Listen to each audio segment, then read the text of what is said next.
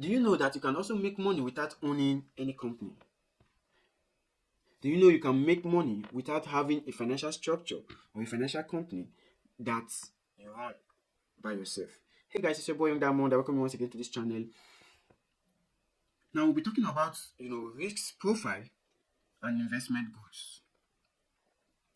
Risk profile and investment goals. Now risk tolerance when it comes to doing business, owning investments, and all of that. The risk tolerance matters a lot. Every individual has to analyze what he or she can take when it comes to risk, because not everyone can take or involve themselves in a high risk investment when it comes to production, manufacturing, owning businesses, owning investments, and all of that. So there are preference to all these things. So risk tolerance is just all about your comfort level with market ups and downs. When it comes to the investment world, when it comes to stock management, investing in the stock exchange, when it comes to about you having your own production line, your own business portfolio, and all of that, it all boils down to your comfort level with ups and downs in the market system. When it comes to price fluctuation, when it comes about risk tolerance in the stock exchange, there are various types of risk tolerance, in investing in the stock exchange. Because first of all, you need to understand what the stock exchange is all about. Stock exchange, publicize or makes public companies that you can invest in without owning your own company in particular. So people invest in already built companies, already built structures with the aim of getting, returns by investing in that particular business.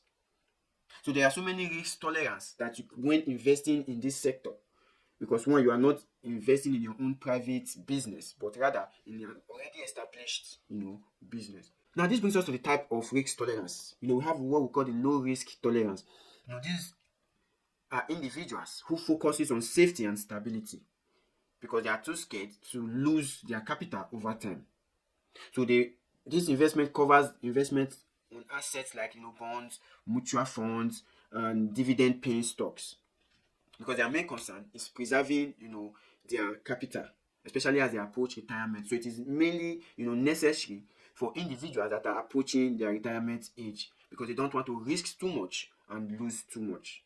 Because those with longer time to get to retirement, they are able to risk more because they still have longer time frame to cover up and meet up with the losses they've encountered.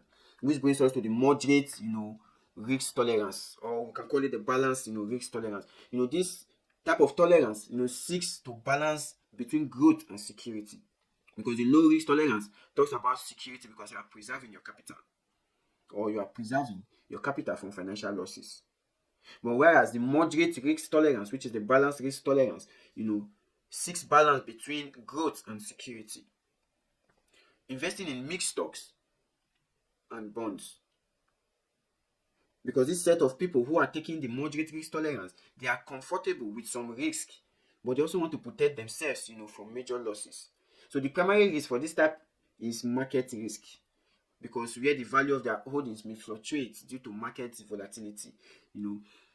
But the inclusion of bonds also helps to smooth out the volatility in it, because bonds are low risk investments that you can add to your portfolio in order for you to balance the market fluctuation that you might encounter. So we also have the aggressive risk tolerance, which is the high risk tolerance, because in this category you are willing to take on significant risk in pursuit of higher returns. So you need higher returns, you are willing to take more risk. These investors focus highly on stocks, emerging markets, and innovative sectors. So they accept the volatility and potential for large losses as part of their strategy. So in this case, market risk and business risk will become your main concern, especially if you invest in high growth but or certain companies, because there are some companies that you invest in that you are not certain if they will perform or outlive certain periods of time. You get concerned about their business risk and market concern. So the bottom line is you knowing your risk tolerance. Then you will now determine what you need to do.